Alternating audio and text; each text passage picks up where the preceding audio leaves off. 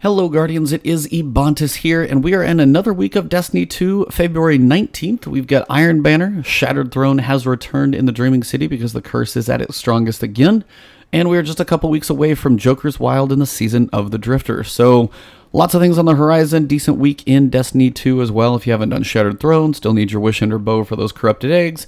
Whatever it is, we're going to cover basically the activities we got for the week, some of the roles from the vendors, and we will wrap up talking about the Dreaming City. All that being said, let's jump into the basics. First, we start at the Flashpoint. This week it is on IO. Always nice to see the Whisper quest is active all the time. But for your Flashpoint, make sure you guys are doing your adventure first. That is, for one, usually a daily challenge for gear, and two, a good chunk of your Flashpoint percentage.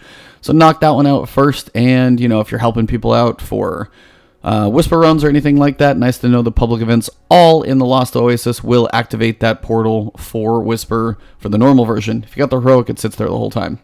But other than that, yep, Flashpoint is on IO. For Vanguard stuff, we've got a Singe this week for your heroic story missions, adventures, and strikes. We've got Void Singe all week, so everything from Tractor Cannon to Hammerhead and anything else you can think of in there. Let's just say Slova Bomb, Warlocks, you guys can have some fun, especially picked up the exotic from Xur this weekend. We do have a triple heavyweight week, which is always nice if you're grinding out strikes or anything else in that department. Heavyweight will be up on Tuesday, Friday, and Monday, so you've got 3 different days for that heavyweight to be active, which is kind of the way I like to grind any of those types of things. If I do need to knock anything out, heavyweight sure does speed them along. So you'll have heavyweight 3 days. That'll start today, and then you'll have it Friday and Monday. Then you'll have Grenadier on Wednesday and Saturday, and then Brawler on Thursday and Sunday. So it's kind of your run through on those. You know, the story missions, they rotate every day. For the Nightfalls, we've got a Garden World, which is going to be part of the Curse of Osiris. Your strike exclusive here is going to be the Universal Wavefunction. That's an exotic ship. Then you have Strange Terrain. This is one probably a lot of people are grinding, is trying to get the Braytech Osprey rocket launcher. That one is from Strange Terrain, where you fight Nokris. Did get a video up on the solo of that one. It's a bit dicey. I've done it on Void, and I've done it on Arc. Solar Singe I probably wouldn't advise, and honestly, Arc Singe still seemed to go a little bit better. Finally, we've got Savathun Song. This one is going to be the exclusive auto rifle called Duty Bound. And again, that's an older one as well, so not really a great perk roll on it, but if you need those collections or anything like that, these are your Nightfalls for the week. I've probably done all of these before in videos, so if you guys are looking on those, check my channel. I've definitely got many solo Nightfall guides up there for you guys. For Escalation Protocol this week, if you want to mosey over to Mars, your reward is going to be the SMG only. So if you are missing the SMG from your Ikelos collection, definitely head into Escalation Protocol. It's the only thing you'll see dropping. And remember, the more times you run the activity, the better chance you have to get a drop. So, you know, you kind of get a better and better chance the more you run it. And remember, when you get to level 6 and 7, if you finish the boss on 7, you turn back around to the little tower and activate it again, you'll start back on 6. So they did make that grind a little bit easier once you get to the end of that run. Next, we've got Gambit. You guys know the basics, daily and weekly challenges. We've got an evolution of that, and as the news comes out as to what the changes will be for Gambit in the coming weeks with Season of the Drifter and Joker's Wild, I will let you guys know whether it's a new playlist, whether there's going to be its own like whole menu itself for Gambit. We'll just have to see, but something is definitely going to change in Gambit. But as I clicked on Crucible, we are here next, and it's Iron Banner this week. So sadly, the Valor bonus is gone this week. It was apparently they wanted to have it last week, but don't give that to us too much. Honestly, Iron Banner needs something. At least the Valor bonus would be a nice thing to add in. I kind of wish they would have left it, but it's not here this week. But if you are looking to, say, level up a character, you know, you kind of move some weapons around, pulled some stuff out of the vault, you can get some characters up to about 630 pretty quick. But if you're looking to max them out, Iron Banner will get you those 7 bounties, get some Crucible time in, still never a bad thing. And at least I like this control. You've got the tweaks for Iron Banner's control version, always a lot of fun. Daily and weekly challenges here, but Iron Banner is definitely going to be where most people are at this week for sure. Remember, level advantages are enabled, so don't go in there as like a 200 unless you just want to challenge yourself. It's kind of fun to do that. We'll talk about Tangled Shore and Dreaming City in just a little bit, but let's check a couple of the vendors and see what they have before we do. All right, Guardians, Tess has her Prismatic Matrix for the week. We've got the Future Perfect Shell with Speed Demon and Omni Telemetry. Not the best perks in my opinion. We've got the Desert Camo for the Meta Multi-Tool. We've got the Competitive Dance. That one looks like Saturday Night Fever. Somebody correct me if I'm wrong. Decent amount of legendaries. You do have the Parcel of Stardust ornament. Don't know if I'd seen that one, but those are the general color schemes on these. So you got the blue and yellow, the red and gold, and that green and gold. So different foundries, different color schemes. Got the Pegasus Bravos, about the only thing in here I don't have. And then the Cringe, just no. So those are your low-key prismatic stuff for the week. We do have a few packages this week. A sale on the Curator's Bundle. This one has the Dark Horse Sparrow. Now, personally, this is a crazy cool looking sparrow because you have these like two vortexes somehow holding this thing up. At least this one looks like it could at least go forward as opposed to one of those other ones that looked redonkulous. And it's got 10 of the Deep Sea Jaunt if you want shaders. That's up to you if you like the color scheme. Then we've got the Visions of Iron Bundle. So these are going to be your projections that you can put on your Ghost if you do want to pick those up. This one is 1100. This one is 1500, but it is on sale, so it's usually a little bit more for that exotic sparrow. And finally, you do have 1100 for the Iron Emote Bundle. Again, this is the big axe that you can hold and just kind of look like a beast. Always very cool. Pretty cool looking of all things. So that's one of the cooler ones, at least, especially related to Iron Banner. Down here for Bright Dust, we have the O-Snap. Just, no you didn't. And then the Otter Dance. Sounds like otter, but kind of also looks like an otter clapping his hands as well. So pretty ridiculous there, but definitely odd. You got some sparrows, some ships. You do have the boots, the Lunafaction ornament. I actually think I have this one. The Matter Flare, so it gives it a nice cool orange glow as opposed to what it's normally got. Got the ornament for No Turning Back in the Pillager. And then just make sure you guys do pick up your bounty from Tess Eververse so you guys can get your prismatic fast set for the week. Now let's go talk to Lord Saladin and see what his inventory looks like this week. All right, Guardians. Saladin, always with the beast voice of all time. You have your bounties, and each bounty coincides with the item below it. To be able to straight purchase the item below it, remember you have to unlock the bounty. So we've got 20 super final blows in Iron Banner. You've got 50 capture zones.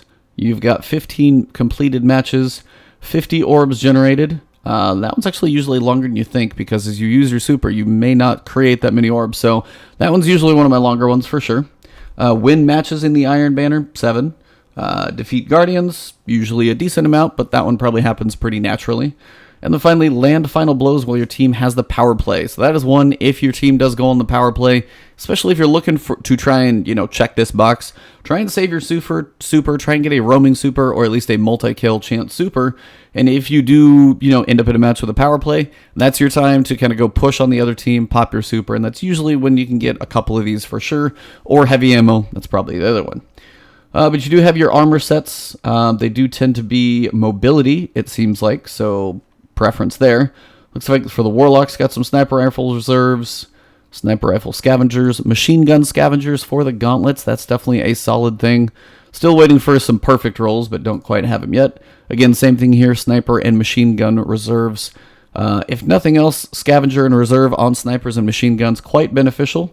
If you're going for the class item, we do have machine gun reserves as well with recuperation. So a couple of these are pretty solid perks with the sniper and machine guns. If you like machine guns like I have lately, I don't know if they're ever going to get nerfed, but they feel awesome right now. So if you're missing any perks or anything like that, I use those reserves all the time in some of my videos. So grinding out any of the specific ones may serve you very well. For the weapons, we have the Claws of the Wolf. And that is going to be your pulse rifle. Has a pretty good feel. Generally, I like this gun. It is a void pulse rifle. So if you don't have anything like the inaugural address from the old Leviathan raid and things like that, there's not a ton of void pulse rifles out there. So definitely consider this one. It's got a full auto, which sadly doesn't really speed it up, but it definitely allows you to keep pumping out the bullets. We do have Outlaw, which is good for reload speed. Just kind of wish this was Rampage for some extra damage. Alloy Mag for reload speed or Flared Magwell, and you got Arrowhead Break and Small Bore. Coming with reload speed, at least with Outlaw and reload speed, you can definitely have a lot of bullets coming out. Rampage, I think, would be better for some damage, or even Kill Clip, really, with Outlaw, but honestly, still a decent Void Pulse Rifle if you are missing one.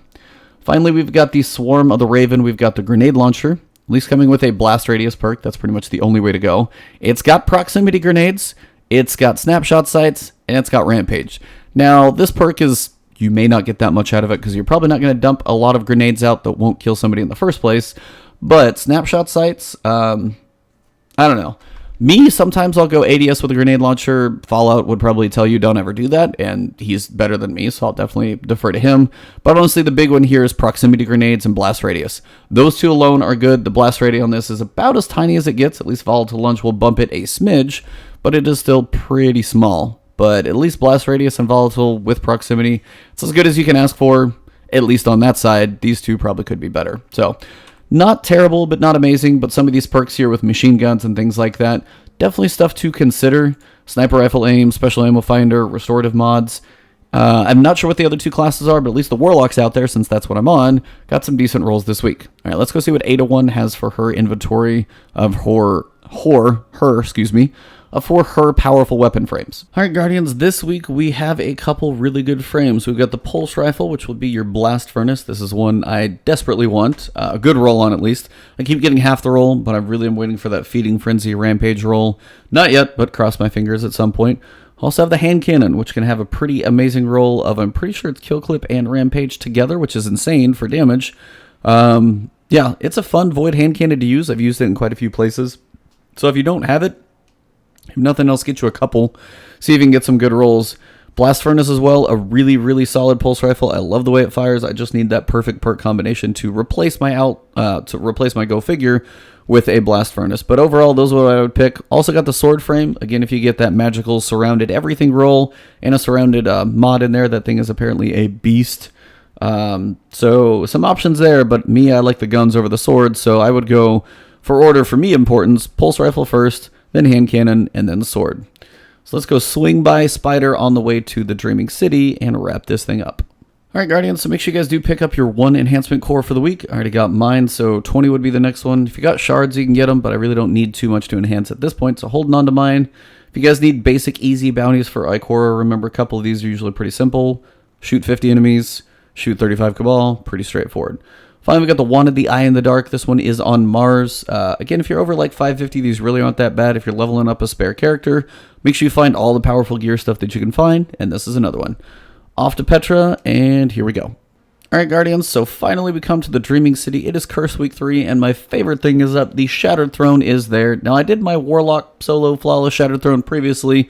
That video is up on the channel if you do want to watch that one, but I know I had some requests for other classes, so let me know in the comments below if you guys want to see a preference of the Hunter or the Titan for at least a solo. Not sure if I can do a solo Flawless, but would see. Definitely would give it my best effort. But let me know between the Hunter and the Titan if you guys have a preference for maybe another stream for solo Shattered Throne, maybe a Flawless attempt there as well.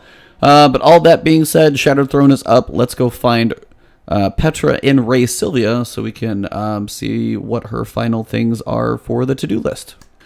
All right, Guardians, so we are with Petra here in Ray Sylvia. This week we've got the Dark Monastery mission for your quest of the week. Always your 8 daily bounties to do, and then your Ascendant challenge. I have my video up for the Ascendant challenge already, so I'll put a card up here right now. If you guys want to click on that one, that will take you to a guide. I've done a time trial run recently, so if you want to find that one, the Ascendant challenge is called Ourborea, or Ourborea, Ourborea. And it's a pretty easy time trial, just a decent shotgun, a super that, can kill some things, maybe a heavy machine gun. Probably should be able to knock it out pretty quickly. Not so much about killing enemies, just about staying alive, breaking a few crystals, and you're good to go. But that full guide is up there. And of course, knock out your daily bounties. And if you want to have some fun in the Shattered Throne, it is back for the next week. So that wraps up the weekly reset. Probably be playing some Shattered Throne, some Anthem on my stream. So check me out on twitch.tv/Ebontis. You guys can follow me on Twitter as well, Ebontis there. But right here on YouTube, if you guys did enjoy the video, drop a like below, leave a comment. If you guys have requests, thoughts, questions, anything, Destiny, Anthem, Division related, you guys know Division's not too far away. But if you haven't subscribed to the channel, please do so. The support has been awesome. Almost at 33,000, so let's see if we can break that mark this week. And I will see you guys in a future video stream or who knows what. So have an awesome day, an awesome week. Enjoy your grinding, and I'll see you soon.